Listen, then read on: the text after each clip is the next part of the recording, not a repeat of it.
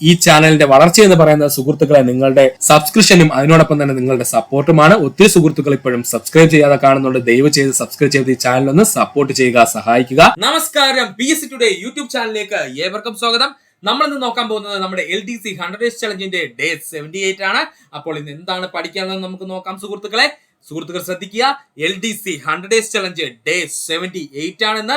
100 ഡേയ്സിലോട്ട് നമ്മൾ അടുത്തുകൊണ്ടിരിക്കുകയാണ് സുഹൃത്തുക്കളെ. Telegram channel join ചെയ്യാത്ത സുഹൃത്തുക്കൾ ഉണ്ടെങ്കിൽ ദയവ് ചെയ്ത് ജോയിൻ ചെയ്യുക. ലിങ്ക് ഞാൻ ഡിസ്ക്രിപ്ഷനിൽ കൊടുത്തിരിക്കാം. അപ്പോൾ ഇന്ന് എന്താണ് പഠിക്കാനുള്ളത് നമുക്കൊന്ന് നോക്കാം സുഹൃത്തുക്കളെ. നമ്മൾ ഇന്ന് നോക്കാൻ പോകുന്നത് ധനകാര്യ സ്ഥാപനങ്ങളും സേവനങ്ങളും എന്ന് പറയുന്ന മേഖലയിലെ രണ്ടാം ഭാഗമാണ്.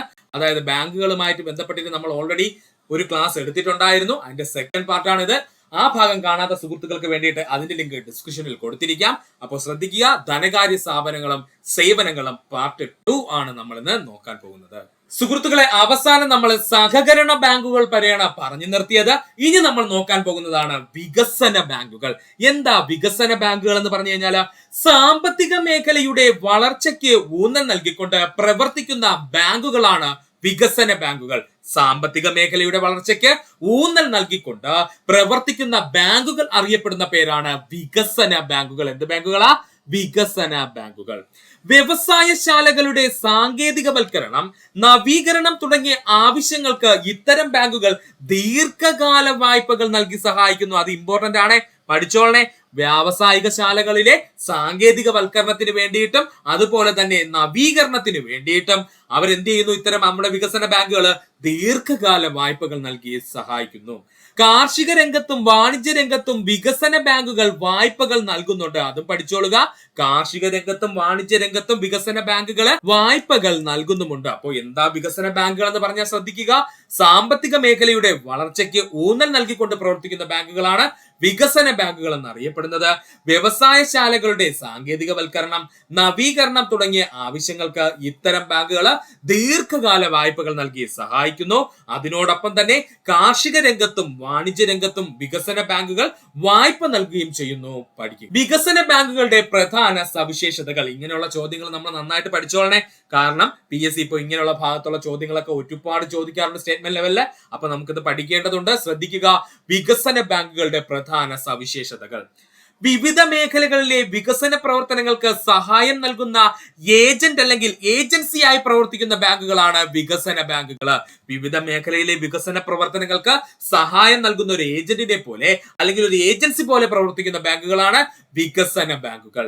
ചെറുകിട വ്യവസായം, അടിസ്ഥാന സൗകര്യ വികസനം എന്നിവയ്ക്ക് വായ്പകൾ നൽകുന്നത് വികസന ബാങ്കുകളാണ്. ചെറുകിട വ്യവസായം, അടിസ്ഥാന സൗകര്യ വികസനം എന്നിവയ്ക്ക് വായ്പകൾ നൽകുന്ന ബാങ്കുകളെ എന്ന് ചോദിച്ചാൽ അത് വികസന ബാങ്കുകളാണ്. Industrial finance corporation of India വികസന ബാങ്കിന് ഉദാഹരണമാണ്. മറക്കരുത്, ഇമ്പോർട്ടന്റ് ആണ്, പഠിക്കുക. Industrial finance corporation of India എന്ന് പറയുന്നത് വികസന ബാങ്കിന് ഉദാഹരണമാണ്. ഒന്നുകൂടി പറയാൻ ശ്രദ്ധിക്കുക, വികസന ബാങ്കുകളുടെ പ്രധാന സവിശേഷതകളാണ് സുഹൃത്തുക്കളെ നമ്മൾ പറഞ്ഞത്. എന്തൊക്കെയായിരുന്നു ആ സവിശേഷതകൾ? വിവിധ മേഖലകളിലെ വികസന പ്രവർത്തനങ്ങൾക്ക് സഹായം നൽകുന്ന ഏജന്റായി പ്രവർത്തിക്കുന്നത് വികസന ബാങ്കുകളാണ്. ചെറുകിട വ്യവസായം, അടിസ്ഥാന സൗകര്യ വികസനം എന്നിവയ്ക്ക് വായ്പകൾ നൽകുന്നത് വികസന ബാങ്കുകളാണ്. Industrial finance corporation of India വികസന ബാങ്കിന് ഉദാഹരണമാണ്. അപ്പോൾ വികസന ബാങ്കിന് ഉദാഹരണമാരാ? ഇൻഡസ്ട്രിയൽ ഫിനാൻസ് കോർപ്പറേഷൻ ഓഫ് ഇന്ത്യയാണ്. പഠിക്കുക. അടുത്തതായി നമുക്ക് പഠിക്കുവാനുള്ളതാണ് സവിശേഷ ബാങ്കുകൾ. എന്താണ് സവിശേഷ ബാങ്കുകൾ? എന്താ സവിശേഷ ബാങ്കുകൾ എന്ന് പറഞ്ഞു കഴിഞ്ഞാൽ, ചില പ്രത്യേക മേഖലകളുടെ വികസനത്തിന് മാത്രമായി സാമ്പത്തിക സഹായം നൽകുന്ന സ്ഥാപനങ്ങളാണ് സവിശേഷ ബാങ്കുകൾ. ചില പ്രത്യേക മേഖലകളുടെ വികസനത്തിന് മാത്രമായിട്ട് സാമ്പത്തിക സഹായം നൽകുന്ന സ്ഥാപനങ്ങളെ സവിശേഷ ബാങ്കുകൾ എന്നറിയപ്പെടുന്നു. ഒരു സംരംഭം തുടങ്ങുന്നതിനുള്ള എല്ലാ സഹായവും ഇത്തരം ബാങ്കുകൾ ചെയ്തു വരുന്നു. ഒരു സംരംഭം തുടങ്ങുന്നതിന് വേണ്ടിയിട്ടുള്ള എല്ലാ സഹായവും ഇത്തരം ബാങ്കുകൾ ചെയ്തു വരുന്നു. ഇങ്ങനെയുള്ള സവിശേഷ ബാങ്കുകളാണ് PSC സ്ഥിരം ചോദിക്കുന്നത്. അപ്പോൾ ഏതൊക്കെയാണ് ബാങ്കുകൾ നമുക്ക് നോക്കാം.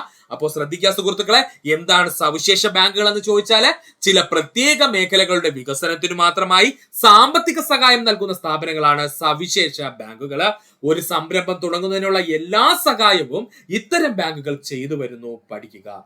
ആദ്യമായിട്ട് നമുക്ക് പഠിക്കാനുള്ളതാണ് എക്സിം ബാങ്ക്. എന്താണ് എക്സിം ബാങ്ക്. ഇന്ത്യയുടെ എക്സ്പോർട്ട് ഇമ്പോർട്ട് ബാങ്ക് എന്നറിയപ്പെടുന്നത് എക്സിം ബാങ്ക് ആണ്. അപ്പോൾ എന്താ എക്സിം ബാങ്ക് എന്ന് പറഞ്ഞു കഴിഞ്ഞാൽ ഇന്ത്യയുടെ എക്സ്പോർട്ട് ഇമ്പോർട്ട് ബാങ്ക് എന്നറിയപ്പെടുന്നത് എക്സിം ബാങ്ക് ആണ്. ഉൽപ്പന്നങ്ങൾ കയറ്റി അയക്കുന്നതും ഇറക്കുമതി ചെയ്യുന്നതും വായ്പകൾ നൽകുന്ന ബാങ്ക് ഏത് ചോദിച്ചാൽ അത് എക്സിം ബാങ്ക് ഓഫ് ഇന്ത്യയാണ്. പഠിച്ചോളനെ, ഉൽപ്പന്നങ്ങൾ കയറ്റുമതി ചെയ്യുന്നതിനും ഇറക്കുമതി ചെയ്യുന്നതിനും ആവശ്യമായിട്ടുള്ള വായ്പകൾ നൽകുന്ന ബാങ്ക് ഏതെന്ന് ചോദിച്ചു കഴിഞ്ഞാൽ അത് എക്സിം ബാങ്ക് ഓഫ് ഇന്ത്യയാണ്. പഠിച്ചോളുക, ഇതൊരു സവിശേഷ ബാങ്ക് ആണല്ലേ സുഹൃത്തുക്കളെ. അതായത് ഉൽപ്പന്നങ്ങൾ കയറ്റുമതി ചെയ്യുന്നതിനോ ഇറക്കുമതി ചെയ്യുന്നതിനോ ആവശ്യമായിട്ടുള്ള വായ്പകൾ മാത്രം നൽകുന്ന ബാങ്കുകളാണ് എക്സിം ബാങ്കുകൾ എന്ന് പറയുന്നത്. അപ്പോൾ ആ ഒരു സവിശേഷ പ്രവർത്തനത്തിന് വേണ്ടി മാത്രം പ്രവർത്തിക്കുന്ന ബാങ്കുകളായതുകൊണ്ട് എക്സിം ബാങ്ക് ഓഫ് ഇന്ത്യ എന്ന് പറയുന്നത് ഒരു സവിശേഷ ബാങ്കിന് ഉദാഹരണമാണ് കേട്ടോ. അതുകൂടെ ഒന്ന് ഓർത്ത് വെച്ചിരിക്കുക. എക്സ്പോർട്ട് ഇമ്പോർട്ട് മേഖലയിലേക്ക് കടന്നു വരുന്ന വ്യക്തികൾക്ക് ആവശ്യമായ നിർദ്ദേശങ്ങൾ നൽകുന്ന ബാങ്ക് എന്ന് ചോദിച്ചാൽ അത് എക്സിം ബാങ്ക് ഓഫ് ഇന്ത്യയാണ്. അതും ഇമ്പോർട്ടന്റ് ആണ്. എക്സ്പോർട്ട് ഇമ്പോർട്ട് മേഖലയിലേക്ക് കടന്നു വരുന്ന വ്യക്തികൾക്ക് ആവശ്യമായ നിർദ്ദേശങ്ങൾ നൽകുന്ന ബാങ്ക് എന്ന് ചോദിച്ചു കഴിഞ്ഞാൽ അത് എക്സിം ബാങ്ക് ഓഫ് ഇന്ത്യയാണ്. പഠിക്കുക. ഒന്നുകൂടി പറയാം സുഹൃത്തുക്കളെ, എക്സിം ബാങ്ക് ഓഫ് ഇന്ത്യയെ പറ്റിയാണ് നമ്മൾ പറഞ്ഞത്. ഇന്ത്യയുടെ എക്സ്പോർട്ട് ഇമ്പോർട്ട് ബാങ്ക് എന്നറിയപ്പെടുന്നത് എക്സിം ബാങ്ക് ആണ്. ഉൽപ്പന്നങ്ങൾ കയറ്റി അയക്കുന്നതും ഇറക്കുമതി ചെയ്യുന്നതിനും വായ്പകൾ നൽകുന്ന ബാങ്ക് എക്സിം ബാങ്ക് ഓഫ് ഇന്ത്യയാണ്. എക്സ്പോർട്ട് ഇമ്പോർട്ട് മേഖലയിലേക്ക് കടന്നു വരുന്ന വ്യക്തികൾക്ക് ആവശ്യമായ നിർദ്ദേശങ്ങൾ നൽകുന്ന ബാങ്ക് എന്ന് ചോദിച്ചാൽ അത് എക്സിം ബാങ്ക് ഓഫ് ഇന്ത്യയാണ്. പഠിക്കുക. അടുത്തതാണ് ഇന്ത്യൻ ചെറുകിട വ്യവസായ വികസന ബാങ്ക്. ഇന്ത്യൻ ചെറുകിട വ്യവസായ വികസന ബാങ്ക് സിഡ്ബി എന്ന പേരിൽ അറിയപ്പെടുന്ന ബാങ്കാണ് ഇന്ത്യൻ ചെറുകിട വ്യവസായ വികസന ബാങ്ക്. പഠിച്ചോളനെ, സിഡ്ബി എന്ന പേരിൽ അറിയപ്പെടുന്ന ബാങ്കാണ് ഇന്ത്യൻ ചെറുകിട വ്യവസായ വികസന ബാങ്ക്. പുതിയ ചെറുകിട വ്യവസായം തുടങ്ങാനും വ്യവസായങ്ങൾ ആധുനികവൽക്കരിക്കുന്നതിനും സഹായിക്കുന്ന ബാങ്കാണ് സിഡ്ബി. പുതിയ ചെറുകിട വ്യവസായം തുടങ്ങുന്നതിനും വ്യവസായങ്ങൾക്ക് ആധുനികവൽക്കരിക്കുന്നതിനും സഹായിക്കുന്ന ബാങ്ക് എന്ന് ചോദിച്ചാൽ അത് സിഡ്ബി ആണ്. ഗ്രാമീണ വ്യവസായ രംഗത്തെ ഉണർത്തുകയാണ് സിഡ്ബി ബാങ്കിന്റെ പ്രധാന ലക്ഷ്യം. ഇപ്പൊ അങ്ങോട്ട് ചോദിച്ചതേ ഉള്ളേ, ഗ്രാമീണ വ്യവസായ രംഗത്തെ ഉണർത്തുന്നതിന് വേണ്ടി പ്രവർത്തിക്കുന്ന ബാങ്കാണ് സിഡ്ബി ബാങ്ക് എന്ന് പറയുന്നത്. പഠിക്കുക. ഒന്നുകൂടി പറയാം, ഇന്ത്യൻ ചെറുകിട വ്യവസായ വികസന ബാങ്കിനെ കുറിച്ചാണ് നമ്മൾ പറഞ്ഞത്. സിഡ്ബി എന്ന പേരിൽ അറിയപ്പെടുന്ന ബാങ്ക് എന്ന് ചോദിച്ചാൽ ഇന്ത്യൻ ചെറുകിട വ്യവസായ വികസന ബാങ്കാണ്. പുതിയ ചെറുകിട വ്യവസായം തുടങ്ങാനും വ്യവസായങ്ങൾ ആധുനികവൽക്കരിക്കാനും സഹായിക്കുന്ന ബാങ്കാണ് സിഡ്ബി എന്ന് പറയുന്നത്. ഗ്രാമീണ വ്യവസായ രംഗത്തെ ഉണർത്തുകയാണ് സിഡ്ബിയുടെ പ്രധാന ലക്ഷ്യം. പഠിക്കുക. അടുത്തതായി നമ്മൾ നോക്കാൻ പോകുന്നതാണ് നബാർഡ്. ഇതൊക്കെ എന്താ സുഹൃത്തുക്കളെ? ഇവയെല്ലാം സവിശേഷ ബാങ്കുകളാണ് കേട്ടോ. അതിലൊന്നാണ് നബാർഡ്. നമുക്ക് നോക്കാം. ഏറ്റവും ഇമ്പോർട്ടന്റ് PSC ഒരുപാട് ചോദ്യങ്ങൾ ചോദിക്കുന്നതുമാണ്. നബാർഡിൽ നിന്ന് നമുക്ക് നോക്കാം. നബാർഡിന്റെ പൂർണ്ണരൂപം national bank for agriculture and rural development. പഠിച്ചു വെച്ചോളനെ, നബാർഡിന്റെ പൂർണ്ണരൂപം എന്താ? National bank for agriculture and rural development. വീണ്ടും പറയുന്നു, നബാർഡിന്റെ പൂർണ്ണരൂപം എന്താ? National bank for agriculture and rural development. ഇത് PSC ഒരുപാട് തവണ പ്രീവിയസ് ആയി ചോദിച്ചതാണ്. നബാർഡ് നിലവിൽ വന്ന വർഷം 1982 ജൂലൈ 12. കഴിഞ്ഞ ദിവസം ചോദിച്ചൊരു പ്രീവിയസ് ക്വസ്റ്റ്യൻ ആയിരുന്നു.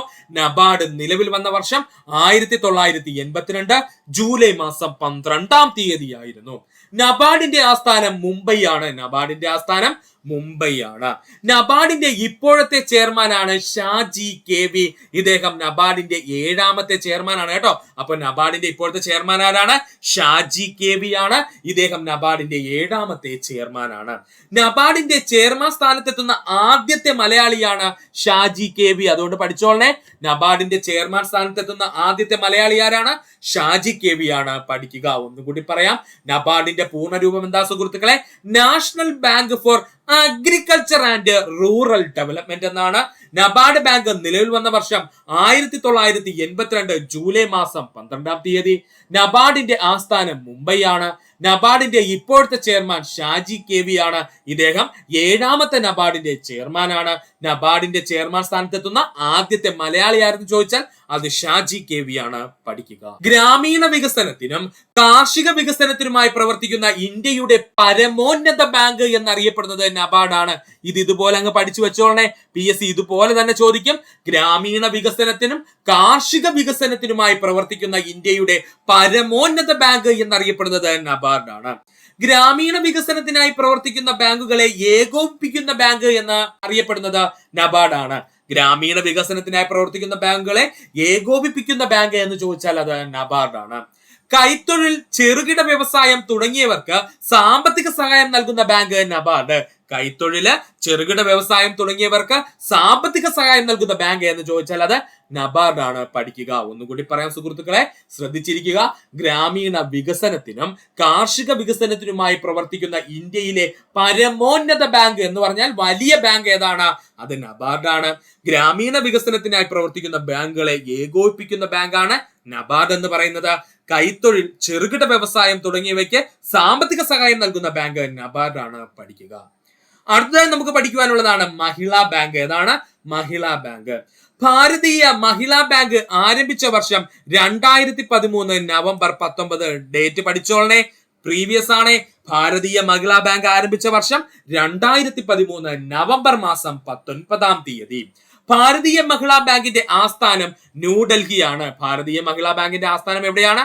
ന്യൂഡൽഹിയാണ്. ഭാരതീയ മഹിളാ ബാങ്കിന്റെ മുദ്രാവാക്യമാണ് വനിതാ ശാക്തീകരണം, ഇന്ത്യയുടെ ശാക്തീകരണം. പഠിച്ചോളണേ, ഭാരതീയ മഹിളാ ബാങ്കിന്റെ മുദ്രാവാക്യം എന്താ സുഹൃത്തുക്കളെ? വനിതാ ശാക്തീകരണം, ഇന്ത്യയുടെ ശാക്തീകരണം എന്നാണ്. ഒന്നുകൂടി പറയാം, മഹിളാ ബാങ്കിനെ പറ്റിയാണ് നമ്മൾ പറഞ്ഞത്. ഭാരതീയ മഹിളാ ബാങ്ക് ആരംഭിച്ച വർഷം 2013 നവംബർ മാസം 19. ഭാരതീയ മഹിളാ ബാങ്കിന്റെ ആസ്ഥാനം ന്യൂഡൽഹി. ഭാരതീയ മഹിളാ ബാങ്കിന്റെ മുദ്രാവാക്യം എന്തായിരുന്നു? വനിതാ ശാക്തീകരണം, ഇന്ത്യയുടെ ശാക്തീകരണം എന്നായിരുന്നു. പഠിക്കുക. എല്ലാ ജനവിഭാഗങ്ങളിൽ നിന്നും നിക്ഷേപം സ്വീകരിക്കുന്ന ബാങ്കാണ് ഭാരതീയ മഹിളാ ബാങ്ക്. അപ്പോ ഭാരതീയ മഹിളാ ബാങ്ക് എന്ന് പറഞ്ഞു കഴിഞ്ഞാൽ സ്ത്രീകളിൽ നിന്ന് മാത്രം നിക്ഷേപം സ്വീകരിക്കുന്ന ബാങ്ക് എന്ന് അർത്ഥമില്ല. എല്ലാ ജനവിഭാഗങ്ങളിൽ നിന്നും ഒരുപോലെ നിക്ഷേപം സ്വീകരിക്കുന്ന ബാങ്കാണ് ഭാരതീയ മഹിളാ ബാങ്ക്. ഭാരതീയ മഹിളാ ബാങ്ക് കൂടുതലായി വായ്പ നൽകുന്നത് വനിതകൾക്കായിരിക്കും. അത് ഏറ്റവും ഇമ്പോർട്ടന്റ് ആയിട്ട് പഠിച്ചോളണേ. ഭാരതീയ മഹിളാ ബാങ്ക് കൂടുതലായും വായ്പകൾ നൽകുന്നത് ആർക്കായിരിക്കും? വനിതകൾക്കായിരിക്കും. ഭാരതീയ മഹിളാ ബാങ്ക് ലയിക്കപ്പെട്ടത് സ്റ്റേറ്റ് ബാങ്ക് ഓഫ് ഇന്ത്യയിൽ. കഴിഞ്ഞ ദിവസം ചോദിച്ചതേ ഉള്ളൂ. ഭാരതീയ മഹിളാ ബാങ്ക് ലയിക്കപ്പെട്ടത് ഏതിലാണ്? സ്റ്റേറ്റ് ബാങ്ക് ഓഫ് ഇന്ത്യയിലാണ്. ഭാരതീയ മഹിളാ ബാങ്ക് സ്റ്റേറ്റ് ബാങ്ക് ഓഫ് ഇന്ത്യയിൽ ലയിച്ച വർഷം 2017 April 1. Bharatiya Mahila bank state bank of ഇന്ത്യയിൽ ലയിച്ച വർഷം എത്രയാണ്? 2017 ഏപ്രിൽ 1. ഒന്നുകൂടി പറയാം സുഹൃത്തുക്കളെ, ശ്രദ്ധിക്കുക. എല്ലാ ജനവിഭാഗങ്ങളിൽ നിന്നും നിക്ഷേപം സ്വീകരിക്കുന്ന ബാങ്കാണ് ഭാരതീയ മഹിളാ ബാങ്ക്. ഭാരതീയ മഹിളാ ബാങ്ക് കൂടുതലായി വായ്പകൾ നൽകുന്നത് വനിതകൾക്കായിരിക്കും. ഭാരതീയ മഹിളാ ബാങ്ക് ലയിക്കപ്പെട്ടത് ഇപ്പോൾ നമ്മുടെ സ്റ്റേറ്റ് ബാങ്ക് ഓഫ് ഇന്ത്യയുമായിട്ട് ചേർന്നിട്ടാണ്. ഭാരതീയ മഹിളാ ബാങ്ക് സ്റ്റേറ്റ് ബാങ്ക് ഓഫ് ഇന്ത്യയിൽ ലയിച്ച വർഷം 2017 ഏപ്രിൽ 1. പഠിക്കുക. അടുത്തതാണ് പേയ്മെന്റ് ബാങ്കുകൾ. എന്താ സുഹൃത്തുക്കളെ പേയ്മെന്റ് ബാങ്കുകൾ എന്ന് പറഞ്ഞു കഴിഞ്ഞാൽ? നമുക്ക് നോക്കാം. പേയ്മെന്റ് ബാങ്കുകൾ ആരംഭിച്ച വർഷം 2015 ഓഗസ്റ്റ് 19. പേയ്മെന്റ് ബാങ്കുകൾ ആരംഭിച്ച വർഷം 2015 ഓഗസ്റ്റ് 19.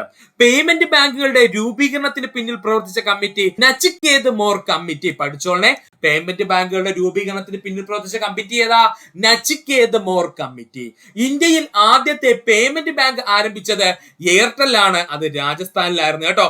ഇന്ത്യയിലെ ആദ്യത്തെ പേയ്മെന്റ് ബാങ്ക് ആരംഭിച്ചത് ആരായിരുന്നു? എയർടെൽ ആയിരുന്നു. അത് എവിടെയായിരുന്നു? രാജസ്ഥാനിലായിരുന്നു ആരംഭിച്ചത്. കുറഞ്ഞ വരുമാനമുള്ള വ്യക്തികളെയും ചെറുകിട വ്യവസായികളെയും കുടിയേറ്റ തൊഴിലാളികളെയും സഹായിക്കുന്നതിനായി രൂപം കൊണ്ട ബാങ്കാണ് പേയ്മെന്റ് ബാങ്കുകൾ. മറക്കല്ലേ, വരുമാനം കുറഞ്ഞ വ്യക്തികളുടെയും ചെറുകിട വ്യവസായികളുടെയും കുടിയേറ്റ തൊഴിലാളികളുടെയും സഹായിക്കുന്നതിനായിട്ട് രൂപം കൊണ്ട ബാങ്കുകളാണ് പേയ്മെന്റ് ബാങ്കുകൾ. പേയ്മെന്റ് ബാങ്കുകൾ സാധാരണ ബാങ്കുകൾ നൽകുന്ന സേവനങ്ങൾ പൂർണ്ണമായും നൽകുന്നില്ല. മോസ്റ്റ് ഇമ്പോർട്ടന്റ് പോയിന്റ് ആണ്, പഠിച്ചോളണേ. പേയ്മെന്റ് ബാങ്കുകൾ സാധാരണ ബാങ്കുകൾ നൽകുന്ന സേവനങ്ങൾ പൂർണ്ണമായും നൽകുന്നില്ല. ഒന്നുകൂടി പറയാം, ശ്രദ്ധിക്കുക സുഹൃത്തുക്കളെ. പേയ്മെന്റ് ബാങ്കുകളെ പറ്റിയാണ് നമ്മൾ പറഞ്ഞത്. പേയ്മെന്റ് ബാങ്കുകൾ ആരംഭിച്ച വർഷം 2015 ഓഗസ്റ്റ് 19. പേയ്മെന്റ് ബാങ്കുകളുടെ രൂപീകരണത്തിന് പിന്നിൽ പ്രവർത്തിച്ച committee Nachiket Mor committee. Nachiket Mor committee. ഇന്ത്യയിൽ ആദ്യത്തെ പേയ്മെന്റ് ബാങ്ക് ആരംഭിച്ചത് എയർടെൽ ആണ്. ഏത് സംസ്ഥാനത്ത് ആരംഭിച്ചേ? രാജസ്ഥാനിലാണ്. കുറഞ്ഞ വരുമാനമുള്ള വ്യക്തികളുടെയും ചെറുകിട വ്യവസായികളുടെയും കുടിയേറ്റ തൊഴിലാളികളുടെയും സഹായിക്കുന്നതിന് വേണ്ടിയിട്ട് രൂപം കൊണ്ട ബാങ്ക് എന്ന് ചോദിച്ചാൽ അത് പേയ്മെന്റ് ബാങ്കുകളാണ്. പേയ്മെന്റ് ബാങ്കുകൾ സാധാരണ ബാങ്കുകൾ നൽകുന്ന സേവനങ്ങൾ പൂർണ്ണമായിട്ടും നൽകുന്നില്ല. പഠിക്കുക. പേയ്മെന്റ് ബാങ്കുകളുടെ പ്രത്യേകത നോക്കണം, നമുക്ക് ഇമ്പോർട്ടന്റ് ആണ്. പേയ്മെന്റ് ബാങ്കുകളുടെ പ്രത്യേകത 1 ലക്ഷം രൂപ വരെ മാത്രം ഒരു വ്യക്തിയിൽ നിന്നും നിക്ഷേപമായി സ്വീകരിക്കുന്ന ബാങ്കുകളാണ് പേയ്മെന്റ് ബാങ്കുകൾ. 1 ലക്ഷം രൂപ വരെ മാത്രം ഒരു വ്യക്തിയിൽ നിന്നും നിക്ഷേപമായി സ്വീകരിക്കുന്ന ബാങ്കുകളാണ് പേയ്മെന്റ് ബാങ്കുകൾ. നിക്ഷേപങ്ങൾക്ക് ഭാരതീയ റിസർവ് ബാങ്ക് നിശ്ചയിച്ചിട്ടുള്ള പലിശ നൽകുന്നു. പേയ്മെന്റ് ബാങ്കുകൾ നിക്ഷേപിച്ച തുകയ്ക്ക് ഭാരതീയ റിസർവ് ബാങ്ക് നിശ്ചയിച്ചുള്ള പലിശ നൽകുന്നു. പേയ്മെന്റ് ബാങ്കുകൾ വായ്പ നൽകാറില്ല. മോസ്റ്റ് ഇമ്പോർട്ടന്റ് പോയിന്റ് പഠിച്ചോണ്ട് പോണേ. പേയ്മെന്റ് ബാങ്കുകള് വായ്പകൾ നൽകാറില്ല. പേയ്മെന്റ് ബാങ്കുകള് വായ്പകൾ നൽകാറില്ല. ബാങ്ക് ഇടപാടുകൾക്ക് നിശ്ചിത ഫീസ് കമ്മീഷനായി പേയ്മെന്റ് ബാങ്കുകൾ ഈടാക്കുന്നു. ഇതാണ് പേയ്മെന്റ് ബാങ്കുകളുടെ വരുമാനം. അപ്പോ ബാങ്ക് ഇടപാടുകൾ നടത്തുന്നതിന് വേണ്ടിയിട്ട് ഒരു നിശ്ചിതമായ ഫീസ് എന്ത് ചെയ്യുന്നു? പേയ്മെന്റ് ബാങ്കുകൾ ഈടാക്കുന്നു. ഇതാണ് പേയ്മെന്റ് ബാങ്കുകളുടെ വരുമാനം എന്ന് പറയുന്നത്. പേയ്മെന്റ് ബാങ്കുകൾ ഡെബിറ്റ് കാർഡുകൾ മാത്രമേ നൽകാറുള്ളൂ, ക്രെഡിറ്റ് കാർഡുകൾ നൽകാറില്ല. അതും ഇമ്പോർട്ടന്റ് പോയിന്റ് ആണ്. പേയ്മെന്റ് ബാങ്കുകൾ മറ്റു ബാങ്കുകളെ പോലെ ക്രെഡിറ്റ് കാർഡുകൾ നൽകാറില്ല. അവർ വെറും ഡെബിറ്റ് കാർഡുകൾ മാത്രമേ നൽകാറുള്ളൂ. പഠിക്കുക. ഒന്നുകൂടി പറയാം. 1 ലക്ഷം രൂപ വരെ മാത്രമേ ഒരു വ്യക്തിയിൽ നിന്ന് നിക്ഷേപമായി സ്വീകരിക്കുന്നുള്ളൂ. നിക്ഷേപങ്ങൾക്ക് ഭാരതീയ റിസർവ് ബാങ്ക് നിശ്ചയിച്ചുള്ള പലിശ നൽകുന്നു. പേയ്മെന്റ് ബാങ്കുകൾ വായ്പകൾ നൽകാറില്ല. പേയ്മെന്റ് ബാങ്കുകള് വായ്പകൾ നൽകാറില്ല. ബാങ്ക് ഇടപാടുകൾക്ക് നിശ്ചിത ഫീസ് കമ്മീഷനായി പേയ്മെന്റ് ബാങ്കുകൾ ഈടാക്കുന്നു. ഇതാണ് പേയ്മെന്റ് ബാങ്കുകളുടെ വരുമാനം. പേയ്മെന്റ് ബാങ്കുകൾ ഡെബിറ്റ് കാർഡുകൾ മാത്രമേ നൽകാറുള്ളൂ, ക്രെഡിറ്റ് കാർഡുകൾ നൽകാറില്ല. അടുത്തതാണ് മുദ്രാ ബാങ്ക്. എന്താ സുഹൃത്തുക്കളെ മുദ്രാ ബാങ്ക്? ഒത്തിരി സുഹൃത്തുക്കൾക്ക് അറിയാമായിരിക്കും മുദ്രാ ബാങ്കിനെ പറ്റി. നമുക്ക് നോക്കാം മുദ്രാ ബാങ്ക്. മുദ്രാ ബാങ്കിന്റെ പൂർണ്ണ രൂപമാണ് micro unit development and refinance agency bank. മറക്കല്ലേ. മുദ്രാ ബാങ്കിന്റെ പൂർണ്ണ രൂപം എന്താണ്? മുദ്ര എന്ന് പറഞ്ഞാൽ MUDRA ആണ് കേട്ടോ. മുദ്ര എന്ന് പറഞ്ഞു കഴിഞ്ഞാൽ അപ്പോ ഈ മുദ്രാ ബാങ്കിന്റെ പൂർണ്ണ രൂപം എന്താണ്? Micro unit development and refinancing agency എന്നാണ് എന്തറിയപ്പെടുന്നത്? മുദ്രാ ബാങ്കിന്റെ പൂർണ്ണ രൂപം എന്ന് പറയുന്നത്. മുദ്രാ ബാങ്കിന്റെ ആസ്ഥാനം മുംബൈ ആണ്. പഠിച്ചോളേ. മുദ്രാ ബാങ്കിന്റെ ആസ്ഥാനം മുംബൈ ആണ്. ചെറുകിട വായ്പകൾ നൽകുന്നതിനായി ആരംഭിച്ച ബാങ്കുകളാണ് മുദ്രാ ബാങ്കുകൾ. ചെറുകിട വായ്പകൾ നൽകുന്നതിനായി ആരംഭിച്ച ബാങ്കുകളാണ് മുദ്രാ ബാങ്കുകൾ. ആദ്യമായി മുദ്രാ കാർഡ് പുറത്തിറക്കിയ ബാങ്ക് കോർപ്പറേഷൻ ബാങ്ക്. പഠിച്ചോളനെ. ആദ്യമായി മുദ്രാ കാർഡ് പുറത്തിറക്കിയ ബാങ്ക് ഏതാണ്? കോർപ്പറേഷൻ ബാങ്ക് ആണ്. മുദ്രാ ലോൺ മേളകൾ വഴി നൽകുന്ന ലോണുകളാണ് ഒന്ന് ശിശു ലോണ്.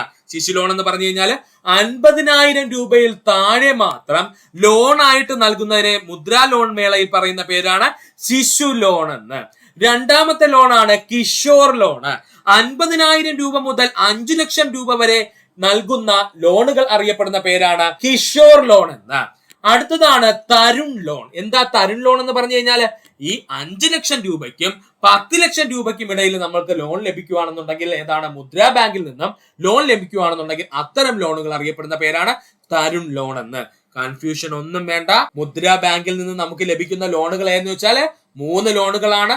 ഒന്ന് ശിശു ലോണ്, മറ്റൊന്ന് കിഷോർ ലോണ്, അടുത്തത് തരുൺ ലോണ്. ഇതിൽ ശിശു ലോൺ എന്ന് പറഞ്ഞു കഴിഞ്ഞാൽ 50,000 രൂപയിൽ താഴെ മാത്രമാണ് ബാങ്ക് നമുക്ക് ലോൺ തരുന്നതെങ്കിൽ, അതായത് മുദ്രാ ബാങ്ക് നമുക്ക് ലോൺ തരുന്നതെങ്കിൽ അതിനെ നമ്മൾ ശിശു ലോൺ എന്ന് വിളിക്കുന്നു.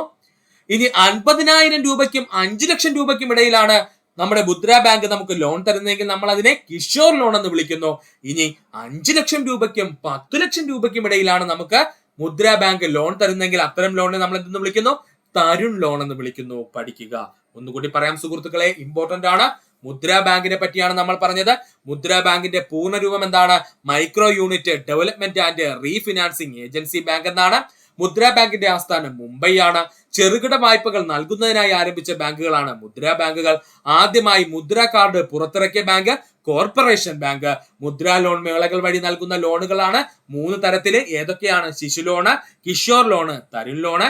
ഇതിൽ ശിശു ലോൺ എന്തെന്ന് ചോദിച്ചാൽ 50,000 രൂപയിൽ താഴെ മാത്രം മുദ്രാ ബാങ്ക് നമുക്ക് ലോൺ തരുവാണെന്നുണ്ടെങ്കിൽ അത്തരം ലോണുകൾ അറിയപ്പെടുന്ന പേരാണ് ശിശു ലോൺ എന്നുള്ളത്.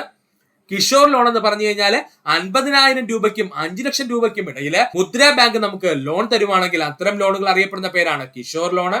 ഇനി എന്താണ് തരുൺ ലോൺ എന്ന് ചോദിച്ചു കഴിഞ്ഞാൽ 5 ലക്ഷത്തിനും 10 ലക്ഷത്തിനും ഇടയിലാണ് മുദ്രാ ബാങ്ക് നമുക്ക് ലോൺ തരുവാണെന്നുണ്ടെങ്കിൽ അത്തരം ലോണുകളെ നമ്മൾ വിളിക്കുന്ന പേരാണ് തരുൺ ലോൺ എന്ന് പഠിക്കുക. ഇനി നമുക്ക് പഠിക്കുവാനുള്ളതാണ് ബാങ്ക് ഇതര സ്ഥാപനങ്ങൾ. ബാങ്ക് ഇതര സ്ഥാപനങ്ങൾ എന്താ സുഹൃത്തുക്കളെ? ബാങ്ക് ഇതര സ്ഥാപനങ്ങൾ എന്ന് പറഞ്ഞു കഴിഞ്ഞാൽ നമുക്ക് നോക്കാം. ധനകാര്യ രംഗത്ത് പ്രവർത്തിക്കുകയും ബാങ്ക് നൽകുന്ന എല്ലാ ധർമ്മങ്ങളും നിർവഹിക്കുകയും ചെയ്യുന്ന സ്ഥാപനങ്ങളാണ് ബാങ്ക് ഇതര ധനകാര്യ സ്ഥാപനങ്ങൾ എന്ന് പറയുന്നത്. അപ്പോ ധനകാര്യ രംഗത്ത് പ്രവർത്തിക്കുകയും ബാങ്ക് നൽകുന്ന എല്ലാ ധർമ്മങ്ങളും നിർവഹിക്കുകയും ചെയ്യുന്ന ധനകാര്യ സ്ഥാപനങ്ങൾ അറിയപ്പെടുന്ന പേരാണ് എന്താ? ബാങ്ക് ഇതര ധനകാര്യ സ്ഥാപനങ്ങൾ എന്ന്. അപ്പോ ഇവന്മാർ സത്യത്തിൽ ബാങ്ക് ആണോ? അല്ല. എന്നാല് ബാങ്കിങ് ചെയ്യുന്ന കുറെ പ്രവർത്തനങ്ങൾ ഇവർ ചെയ്യുന്നു. അതുകൊണ്ട് നമ്മൾ ഇവനെ ബാങ്ക് ഇതര ധനകാര്യ സ്ഥാപനങ്ങൾ എന്ന് വിളിക്കുകയും ചെയ്യുന്നു. നിക്ഷേപങ്ങൾ സ്വീകരിക്കുക, വായ്പകൾ നൽകുക എന്നിവയാണ് ബാങ്ക് ഇതര ധനകാര്യ സ്ഥാപനങ്ങളുടെ പ്രധാനപ്പെട്ട ധർമ്മം എന്ന് പറയുന്നത്. നിക്ഷേപങ്ങൾ സ്വീകരിക്കുന്നു, വായ്പകൾ നൽകുന്നു എന്നിവയാണ് നമ്മുടെ ബാങ്ക് ഇതര സ്ഥാപനങ്ങളുടെ പ്രധാനപ്പെട്ട ധർമ്മങ്ങൾ എന്ന് പറയുന്നത്. ചെക്ക് ഉപയോഗിച്ചുള്ള പണം പിൻവലിക്കൽ, മെയിൻ ട്രാൻസ്ഫർ, ലോക്കർ എന്നീ ബാങ്ക് സേവനങ്ങൾ ഈ ധനകാര്യ സ്ഥാപനങ്ങളിൽ ലഭിക്കാറില്ല. അത് തന്നെയാണ് കേട്ടോ പ്രധാന വ്യത്യാസം. നമ്മുടെ ബാങ്ക് ഇതര ധനകാര്യ സ്ഥാപനങ്ങളിൽ നിന്നും നമ്മുടെ ബാങ്കിനുള്ള വ്യത്യാസം എന്തെന്ന് ചോദിച്ചാല്, നമുക്ക് ബാങ്കിൽ പോയാൽ ചെക്ക് ഉപയോഗിക്കാൻ പറ്റും, അത് ഉപയോഗിച്ച് നമുക്ക് പണം പിൻവലിക്കാൻ പറ്റും, ഇല്ലെങ്കിൽ മെയിൽ ട്രാൻസ്ഫർ ചെയ്യാൻ പറ്റും, ബാങ്കിൽ ലോക്കർ സൗകര്യം ലഭിക്കും. എന്നാൽ ഈ പറഞ്ഞിരിക്കുന്ന ബാങ്ക് ഇതര ധനകാര്യ സ്ഥാപനങ്ങളിൽ ഈ പറഞ്ഞ ഒരു പരിപാടിയില്ല കേട്ടോ. അപ്പോൾ ബാങ്ക് ഇതര ധനകാര്യ സ്ഥാപനങ്ങളിൽ നമുക്ക് ചെക്ക് ഉപയോഗിച്ചുള്ള പണം പിൻവലിക്കൽ നടക്കില്ല, മെയിൽ ട്രാൻസ്ഫർ നടക്കില്ല, അതുപോലെ ലോക്കർ സംവിധാനം കാണില്ല. അപ്പോ ഇതാണ് ഈ പറഞ്ഞിരിക്കുന്ന ബാങ്ക് ഇതര സ്ഥാപനങ്ങളിൽ നിന്നും ബാങ്കുകളെ വ്യത്യാസപ്പെടുത്തുന്നത്. പഠിക്കുക. ഒന്നുകൂടി പറയാം, ബാങ്ക് ഇതര സ്ഥാപനങ്ങളെ കുറിച്ചാണ് നമ്മൾ പറഞ്ഞത്. ധനകാര്യ രംഗത്ത് പ്രവർത്തിക്കുകയും ബാങ്കുകൾ നൽകുന്ന എല്ലാ ധർമ്മങ്ങളും നിർവഹിക്കുകയും ചെയ്യുന്ന സ്ഥാപനങ്ങളാണ് ബാങ്ക് ഇതര ധനകാര്യ സ്ഥാപനങ്ങൾ എന്നറിയപ്പെടുന്നത്. നിക്ഷേപങ്ങൾ സ്വീകരിക്കുകയും വായ്പകൾ നൽകുകയും ചെയ്യുന്നു ആരാണ്? നമ്മുടെ ബാങ്ക് ഇതര ധനകാര്യ സ്ഥാപനങ്ങൾ. എന്നാൽ ബാങ്കിൽ നിന്നും ബാങ്ക് ഇതര ധനകാര്യ സ്ഥാപനങ്ങളുടെ പ്രധാന വ്യത്യാസം എന്തെന്ന് ചോദിച്ചു കഴിഞ്ഞാൽ, ചെക്ക് ഉപയോഗിച്ചുള്ള പണം പിൻവലിക്കൽ ബാങ്ക് ഇതര സ്ഥാപനങ്ങളിൽ നടക്കില്ല, മെയിൽ ട്രാൻസ്ഫറിംഗ് നടക്കില്ല, ലോക്കർ സൗകര്യം ഇല്ല. എവിടെയാണ്? ബാങ്ക് ഇതര ധനകാര്യ സ്ഥാപനങ്ങളിൽ പഠിച്ചു വെക്കുക. ബാങ്ക് ഇതര സ്ഥാപനങ്ങൾ നൽകുന്ന പ്രധാന സേവനങ്ങൾ നമുക്കൊന്ന് നോക്കാം. ഹയർ പർച്ചേസിംഗ് വായ്പ നൽകുന്നു, വീട് നിർമ്മാണത്തിന് വായ്പകൾ നൽകുന്നു, സ്വർണ്ണപ്പണയത്തിനുമേൽ വായ്പകൾ നൽകുന്നു. ഇമ്പോർട്ടന്റ് ആണ്, സ്വർണ്ണപ്പണയത്തിന് മേൽ വായ്പകൾ നൽകുന്നു. സ്ഥിര നിക്ഷേപത്തിന്റെ അടിസ്ഥാനത്തിൽ വായ്പകൾ നൽകുന്നു. ചിട്ടികൾ നടത്തുന്നു. ഇത് ഇത്രയുമാണ് ബാങ്ക് ഇതര ധനകാര്യ സ്ഥാപനങ്ങൾ നൽകുന്ന പ്രധാന സേവനങ്ങൾ കേട്ടോ. ഒന്നുകൂടി പറയാൻ ശ്രദ്ധിച്ചോണേ സുഹൃത്തുക്കളെ. ബാങ്ക് ഇതര ധനകാര്യ സ്ഥാപനങ്ങളിലെ പ്രധാന സേവനങ്ങൾ എന്തെന്ന് ചോദിച്ചു കഴിഞ്ഞാൽ, അല്ലെങ്കിൽ അവർ നൽകുന്ന പ്രധാന സേവനങ്ങൾ എന്തെന്ന് ചോദിച്ചാൽ, ഹയർ പർച്ചേസിംഗിന് വായ്പ നൽകുന്നു, വീട് നിർമ്മാണത്തിന് വായ്പ നൽകുന്നു, സ്വർണ്ണപ്പണത്തിന്മേൽ വായ്പ നൽകുന്നു, സ്ഥിര നിക്ഷേപത്തിന്റെ അടിസ്ഥാനത്തിൽ വായ്പ നൽകുന്നു, ചിട്ടികൾ നടത്തുന്നു. പഠിക്കുക. കേരളത്തിൽ പ്രവർത്തിക്കുന്ന പ്രധാന ബാങ്ക് ഇതര ധനകാര്യ സ്ഥാപനങ്ങളാണ് കേരള സ്റ്റേറ്റ് ഫിനാൻഷ്യൽ എന്റർപ്രൈസസ് അഥവാ നമ്മുടെ KSF കേട്ടോ. ഒരിക്കൽ PSC പ്രീവിയസ് ആയിട്ട് ചോദിച്ചതാണേ, പഠിച്ചോളനെ, ഇമ്പോർട്ടന്റ് ആണ്. കേരളത്തിൽ പ്രവർത്തിക്കുന്ന പ്രധാന ബാങ്ക് ഇതര ധനകാര്യ കമ്പനി എന്ന് ചോദിച്ചാൽ, അല്ലെങ്കിൽ സ്ഥാപനം എന്ന് ചോദിച്ചാൽ, കേരള സ്റ്റേറ്റ് ഫിനാൻഷ്യൽ എന്റർപ്രൈസസ് അഥവാ KSF ആണ്. പഠിക്കുക. അടുത്തതാണ് മ്യൂച്വൽ ഫണ്ട് സ്ഥാപനങ്ങൾ. എന്താണ് മ്യൂച്വൽ ഫണ്ട് സ്ഥാപനങ്ങൾ? മ്യൂച്വൽ ഫണ്ട് ഒരു നിക്ഷേപ മാർഗമാണ്. മ്യൂച്വൽ ഫണ്ട് എന്ന് പറഞ്ഞു കഴിഞ്ഞാൽ ഒരു നിക്ഷേപ മാർഗമാണ്. സാധാരണക്കാർക്ക് നേരിട്ട് ഓഹരി കമ്പോളങ്ങളിൽ പ്രവർത്തിക്കാൻ പലപ്പോഴും കഴിയാറില്ല. ഈ പരിമിതി മറികടക്കുന്നതിന് വേണ്ടിയിട്ട് രൂപം കൊണ്ടവയാണ് മ്യൂച്വൽ ഫണ്ട് സ്ഥാപനങ്ങൾ. അപ്പോൾ എന്താ മ്യൂച്വൽ ഫണ്ട് സ്ഥാപനങ്ങൾ എന്ന് പറഞ്ഞാൽ? മ്യൂച്വൽ ഫണ്ട് എന്ന് പറഞ്ഞു കഴിഞ്ഞാൽ ഒരു നിക്ഷേപ മാർഗമാണ്. എന്നാൽ സാധാരണക്കാർക്ക് നേരിട്ട് ഓഹരി കമ്പനികളിൽ പ്രവർത്തിക്കാൻ പലപ്പോഴും കഴിയാറില്ല. ഈ പരിമിതി മറികടക്കുന്നതിന് വേണ്ടിയിട്ട് രൂപം കൊണ്ടവയാണ് മ്യൂച്വൽ ഫണ്ട് സ്ഥാപനങ്ങൾ. മ്യൂച്വൽ ഫണ്ട് സ്ഥാപനങ്ങൾ നിക്ഷേപകരിൽ നിന്നും പണം സമാഹരിച്ച് ഓഹരി കമ്പോളങ്ങളിലും കടപ്പത്രങ്ങളിലും അടിസ്ഥാന വികസന മേഖലകൾ എന്നിവയിൽ നിക്ഷേപിക്കുന്നു. അപ്പോൾ മ്യൂച്വൽ ഫണ്ട് സ്ഥാപനങ്ങൾ പ്രധാനമായിട്ടും നിക്ഷേപങ്ങൾ എവിടെയാ ചെയ്യുന്നത്? ഒന്നെന്താണ്? നിക്ഷേപകരിൽ നിന്ന് അവർ സ്വീകരിക്കുന്ന പണം എടുത്തിട്ട് ഓഹരി കമ്പോളങ്ങളിൽ എന്ത് ചെയ്യുന്നു? നിക്ഷേപിക്കുന്നു. കടപ്പത്രങ്ങൾ വാങ്ങിക്കുന്നതിന് വേണ്ടി നിക്ഷേപിക്കുന്നു. അതുപോലെ അടിസ്ഥാന വികസന മേഖലകളിൽ നിക്ഷേപിക്കുന്നു. ഇങ്ങനെയാണ് എന്ത് ചെയ്യുന്നത്? മ്യൂച്വൽ ഫണ്ട് എന്ത് ചെയ്യുന്നത്? നമ്മുടെ കയ്യിൽ നിന്ന് വാങ്ങിക്കുന്ന പണം നിക്ഷേപിക്കുന്നത്. ഇതിലൂടെ ലഭിക്കുന്ന ലാഭം അല്ലെങ്കിൽ നഷ്ടം എന്ത് ചെയ്യുന്നു? നിക്ഷേപകർക്ക് വീതിച്ചു നൽകുകയും ചെയ്യുന്നു. അപ്പാണ് ഏറ്റവും വലിയ പ്രശ്നം കേട്ടോ. അപ്പോ നമ്മൾ ഈ പറഞ്ഞിരിക്കുന്ന മ്യൂച്വൽ ഫണ്ട് സ്ഥാപനങ്ങൾ വഴി നമ്മൾ ഇടുന്ന പണം എപ്പോഴും നമ്മൾ വാർത്തയിൽ കാണും. ഈ പറഞ്ഞിരിക്കുന്നത് ലാഭനഷ്ടത്തിന് വിധേയമാണ് എന്നിങ്ങനെ പരസ്യത്തിൽ ഇങ്ങനെ പറയുന്നത് നമ്മൾ കേട്ടിട്ടുണ്ട് അല്ലെ? അതെന്തെന്ന് ചോദിച്ചാൽ, ലാഭമാണെങ്കിലും നഷ്ടമാണെങ്കിലും നിക്ഷേപം എന്ത് ചെയ്യണം? സഹിച്ചോളണം. അല്ലാതെ ഈ മ്യൂച്വൽ ഫണ്ട് സ്ഥാപനങ്ങൾ അത് സഹിക്കത്തില്ല കേട്ടോ. അതാണ് പ്രധാനപ്പെട്ട പോയിന്റ്. ഒന്നുകൂടി പറയാം. ഇതിലൂടെ ലഭിക്കുന്ന ലാഭം അല്ലെങ്കിൽ നഷ്ടം നിക്ഷേപകർ വീതിച്ചു നൽകുന്നത്. ലാഭമാണെങ്കിലും നഷ്ടമാണെങ്കിലും എന്ത് ചെയ്യും? അത് നിക്ഷേപകൻ സഹിച്ചോളണം എന്ന് ചുരുക്കം കേട്ടോ. അപ്പൊ ഒന്നുകൂടി പറയാം, എന്താണ് മ്യൂച്വൽ ഫണ്ട് സ്ഥാപനങ്ങൾ എന്ന് ചോദിച്ചാൽ, മ്യൂച്വൽ ഫണ്ട് ഒരു നിക്ഷേപ മാർഗമാണ്. സാധാരണക്കാർക്ക് നേരിട്ട് ഓഹരി കമ്പോളത്തിൽ പ്രവർത്തിക്കാൻ പലപ്പോഴും കഴിയാറില്ല. ഈ പരിമിതി കടക്കുന്നതിന് വേണ്ടി രൂപം കൊണ്ടവയാണ് മ്യൂച്വൽ ഫണ്ട് സ്ഥാപനങ്ങൾ. മ്യൂച്വൽ മ്യൂച്വൽ ഫണ്ട് സ്ഥാപനങ്ങൾ നിക്ഷേപകരിൽ നിന്നും പണം സമാഹരിച്ച് ഓഹരി കമ്പോളത്തിലും കടപ്പത്രങ്ങളിലും അതുപോലെ അടിസ്ഥാന വികസന മേഖലകളിലും നിക്ഷേപിക്കുന്നു. ഇതിലൂടെ ലഭിക്കുന്ന ലാഭം അല്ലെങ്കിൽ നഷ്ടം നിക്ഷേപകർക്ക് വീതിച്ചു നൽകുന്നു. അല്ലെങ്കിൽ നമുക്ക് സിമ്പിൾ ആയിട്ട് പറയാം, നമ്മൾ ഈ മ്യൂച്വൽ ഫണ്ടിൽ നിക്ഷേപിക്കുന്ന പണത്തിന്റെ ലാഭമായാലും നഷ്ടമായാലും എന്ത് ചെയ്യണം? അത് നിക്ഷേപിച്ച വ്യക്തി സഹിച്ചുകൊള്ളണം. ഇത്രയേ ഉള്ളൂ പഠിക്കും. പൊതുമേഖലയിൽ പ്രവർത്തിക്കുന്ന മ്യൂച്വൽ ഫണ്ട് സ്ഥാപനങ്ങളാണ് unit trust of India, life insurance corporation mutual fund, SBI mutual fund എന്നിവ. ഇതെല്ലാം പഠിച്ചോളനെ, ടെക്സ്റ്റ് ബുക്കിൽ കൊടുത്തിരിക്കുന്നതാണ്. പൊതുമേഖലയിൽ പ്രവർത്തിക്കുന്ന മ്യൂച്വൽ ഫണ്ട് സ്ഥാപനങ്ങൾക്ക് ഉദാഹരണമാണ് unit trust of India, life insurance corporation mutual fund, SBI mutual fund എന്നിവ. അടുത്തതായി നമുക്ക് പഠിക്കേണ്ടതാണ് ഇൻഷുറൻസ് കമ്പനികൾ. എന്താണ് ഇൻഷുറൻസ് കമ്പനികൾ? വ്യക്തികളുടെ ജീവനും സ്വത്തിനും സാമ്പത്തിക സംരക്ഷണം നൽകുന്ന സ്ഥാപനങ്ങളാണ് ഇൻഷുറൻസ് കമ്പനികൾ. വ്യക്തികളുടെ ജീവനും സ്വത്തിനും സാമ്പത്തിക സംരക്ഷണം നൽകുന്ന സ്ഥാപനങ്ങളാണ് ഇൻഷുറൻസ് കമ്പനികൾ. ഇൻഷുറൻസ് കമ്പനികൾ സാമൂഹ്യ സുരക്ഷിതത്വവും വ്യക്തിഗത ക്ഷേമവും ഉറപ്പുവരുത്തുന്നു. ഇൻഷുറൻസ് കമ്പനികൾ സാമൂഹിക സുരക്ഷിതത്വവും വ്യക്തിഗത ക്ഷേമവും ഉറപ്പുവരുത്തുന്നു. ഇന്ത്യയിലെ ആദ്യത്തെ ഇൻഷുറൻസ് കമ്പനി സ്ഥാപിതമായത് 1818 കൊൽക്കത്തയിലാണ്. പഠിച്ചോളനെ, ഇന്ത്യയിലെ ആദ്യത്തെ ഇൻഷുറൻസ് കമ്പനി സ്ഥാപിതമായത് 1818 കൊൽക്കത്തയിലാണ്. ഒന്നുകൂടി പറയാൻ സുഹൃത്തുക്കളെ ശ്രദ്ധിക്കുക. എന്താണ് ഇൻഷുറൻസ് കമ്പനികൾ എന്ന് ചോദിച്ചു കഴിഞ്ഞാൽ വ്യക്തികളുടെ ജീവനും സ്വത്തിനും സാമ്പത്തിക സംരക്ഷണം നൽകുന്ന സ്ഥാപനങ്ങളാണ് ഇൻഷുറൻസ് കമ്പനികൾ എന്നറിയപ്പെടുന്നത്. ഇൻഷുറൻസ് കമ്പനികൾ സാമൂഹ്യ സുരക്ഷിതത്വവും വ്യക്തിഗത ക്ഷേമവും ഉറപ്പുവരുത്തുന്നു. ഇന്ത്യയിലെ ആദ്യത്തെ ഇൻഷുറൻസ് കമ്പനി സ്ഥാപിതമായത് 1818 കൊൽക്കത്തയിലാണ്. പഠിക്കുക. പൊതുമേഖലയിലും സ്വകാര്യ മേഖലയിലും ഒരുപോലെ ഇൻഷുറൻസ് കമ്പനികൾ പ്രവർത്തിക്കുന്നു. ഇമ്പോർട്ടന്റ് ആണ്. പൊതുമേഖലയിലും സ്വകാര്യ മേഖലയിലും ഒരുപോലെ ഇൻഷുറൻസ് കമ്പനികൾ പ്രവർത്തിക്കുന്നു. ഇന്ത്യയിൽ വ്യക്തിയുടെ ജീവനും ആരോഗ്യവും സംരക്ഷിക്കുന്നതിനായി പ്രവർത്തിക്കുന്ന ഒരു പ്രധാന പൊതുമേഖലാ സ്ഥാപനമാണ് life insurance corporation of India. ചോദിച്ചിട്ടുണ്ട്. ഇന്ത്യയിലെ വ്യക്തിയുടെ ജീവനും ആരോഗ്യവും സംരക്ഷിക്കുന്നതിനായി പ്രവർത്തിക്കുന്ന ഒരു പ്രധാന പൊതുമേഖലാ സ്ഥാപനം, അതാ ഇമ്പോർട്ടന്റ്, പൊതുമേഖലാ സ്ഥാപനമാണ് life insurance corporation of India. പഠിക്കുക. അടുത്തതായി നമുക്ക് പഠിക്കുവാനുള്ളതാണ് മൈക്രോ ഫിനാൻസിങ്. എന്താണ് മൈക്രോ ഫിനാൻസ്? സാധാരണക്കാർക്ക് ലഘുവായ വായ്പകൾ ഉൾപ്പെടെ വിവിധ തരത്തിലുള്ള സാമ്പത്തിക സേവനങ്ങൾ നൽകുക എന്നതാണ് മൈക്രോ ഫിനാൻസിന്റെ ലക്ഷ്യം. എന്താ മൈക്രോ ഫിനാൻസിന്റെ ലക്ഷ്യം? സാധാരണക്കാർക്ക് ലഘുവായ വായ്പകൾ ഉൾപ്പെടെ വിവിധ തരത്തിലുള്ള സാമ്പത്തിക സേവനങ്ങൾ നൽകുക എന്നതാണ് മൈക്രോ ഫിനാൻസിന്റെ ലക്ഷ്യം എന്ന് പറയുന്നത്. സമൂഹത്തിലെ താഴ്ന്ന വരുമാനക്കാരിൽ സാമ്പത്തിക ശീലം വളർത്തുന്നതിനായി സ്വയം തൊഴിൽ കണ്ടെത്തുന്നതിനായും സഹായിക്കുന്നതാണ് മൈക്രോ ഫിനാൻസുകൾ. മോസ്റ്റ് ഇമ്പോർട്ടന്റ് പോയിന്റ് ആണ് പറഞ്ഞത്. സമൂഹത്തിലെ താഴ്ന്ന വരുമാനക്കാരിലെ സാമ്പത്തിക ശീലം വളർത്തുന്നതിനും സ്വയം തൊഴിൽ കണ്ടെത്തുന്നതിനും വേണ്ടി ആരംഭിച്ചിരിക്കുന്നതാണ് മൈക്രോ ഫിനാൻസുകൾ എന്ന് പറയുന്നത്. കേരളത്തിൽ പ്രവർത്തിക്കുന്ന കുടുംബശ്രീ, പുരുഷ സ്വയം സഹായ സംഘം എന്നിവ മൈക്രോ ഫിനാൻസിന് ഉത്തമ ഉദാഹരണങ്ങളാണ്. ഒരുപാട് തവണ PSC പ്രീവിയസ് ആയി ചോദിച്ചതാണ്. കേരളത്തിൽ പ്രവർത്തിക്കുന്ന കുടുംബശ്രീ, പുരുഷ സ്വയം സഹായ സംഘം എന്നിവ മൈക്രോ ഫിനാൻസിന് ഉത്തമ ഉദാഹരണങ്ങളാണ്. അപ്പോ നമ്മുടെ കുടുംബശ്രീയും അതുപോലെ തന്നെ പുരുഷ സ്വയം സഹായ സംഘങ്ങളും മൈക്രോ ഫിനാൻസിന് ഉത്തമ ഉദാഹരണങ്ങളാണ്. പഠിക്കുക. ഒന്നുകൂടി പറയാം സുഹൃത്തുക്കളെ. സാധാരണക്കാർക്ക് ലഘുവായ, അതായത് ചെറിയ വായ്പകൾ ഉൾപ്പെടെ വിവിധ തരത്തിലുള്ള സാമ്പത്തിക സേവനങ്ങൾ നൽകുക എന്ന ഉദ്ദേശത്തോടു കൂടി ആരംഭിച്ചതാണ് മൈക്രോ ഫിനാൻസുകൾ എന്ന് പറയുന്നത്. സമൂഹത്തിൽ താഴ്ന്ന വരുമാനക്കാരിൽ സാമ്പത്തിക ശീലം വളർത്തുന്നതിനും സ്വയം തൊഴിൽ കണ്ടെത്തുന്നതിനും വേണ്ടി ഇത് സഹായിക്കുന്നു. ആരാ? മൈക്രോ ഫിനാൻസ് സഹായിക്കുന്നു.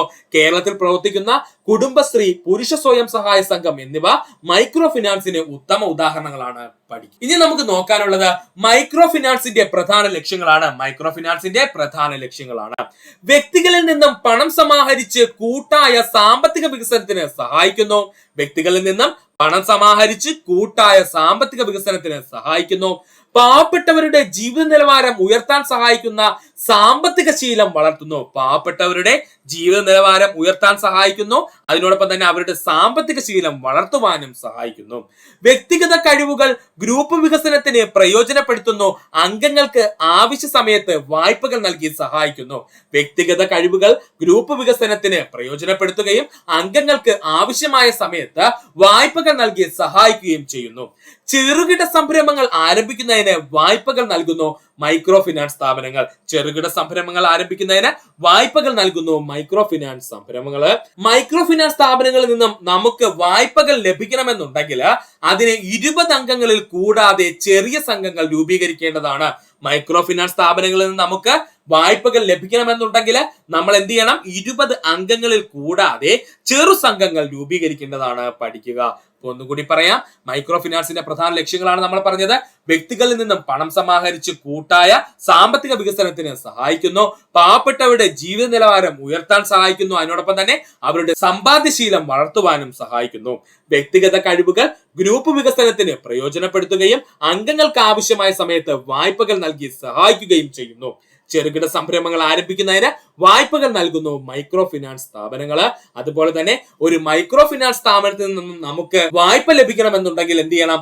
20 അംഗങ്ങളിൽ കൂടാതെ ചെറിയ സംഘങ്ങൾ രൂപീകരിക്കേണ്ടതാണ്. അപ്പോൾ ഇത്രയുമായിരുന്നു നമ്മുടെ ധനകാര്യ സ്ഥാപനങ്ങളും സേവനങ്ങളുമായി ബന്ധപ്പെട്ട പാർട്ട് 2-ൽ നമ്മൾ നോക്കിയത്. സുഹൃത്തുക്കളെ, PSC ചോദിച്ചിട്ടുള്ള ഒത്തിരി പ്രീവിയസ് ക്വസ്റ്റ്യങ്ങൾ ഈ പാർട്ട് 2-ലുണ്ട്. അതുകൊണ്ട് നിങ്ങൾ വ്യക്തമായിട്ട് ഈ ഭാഗം പഠിക്കാൻ ശ്രമിക്കുക. ഇത്രയും നേരം ഈ വീഡിയോ കണ്ട സുഹൃത്തുക്കൾ എല്ലാവർക്കും നന്ദി, നമസ്കാരം. നിങ്ങൾക്ക് ഈ വീഡിയോ ഇഷ്ടമായി എങ്കിൽ നിങ്ങളുടെ സുഹൃത്തുക്കൾ കൂടി ഒന്ന് ഷെയർ ചെയ്ത് കൊടുക്കുക. അതിനോടൊപ്പം തന്നെ നമ്മുടെ ചാനൽ സബ്സ്ക്രൈബ് ചെയ്ത് സഹായിക്കുക. സബ്സ്ക്രൈബ് ബട്ടനോട് ചേർന്നുള്ള ബെൽ ബട്ടൺ അമർത്തി കഴിഞ്ഞാൽ നമ്മൾ അപ്ലോഡ് ചെയ്യുന്ന വീഡിയോകൾ അപ്പോൾ തന്നെ സുഹൃത്തുക്കളെ നിങ്ങളിലെത്തുന്നതാണ്. സുഹൃത്തുക്കൾ എല്ലാവർക്കും നന്ദി, നമസ്കാരം. നല്ലൊരു ദിവസം നേരുന്നു.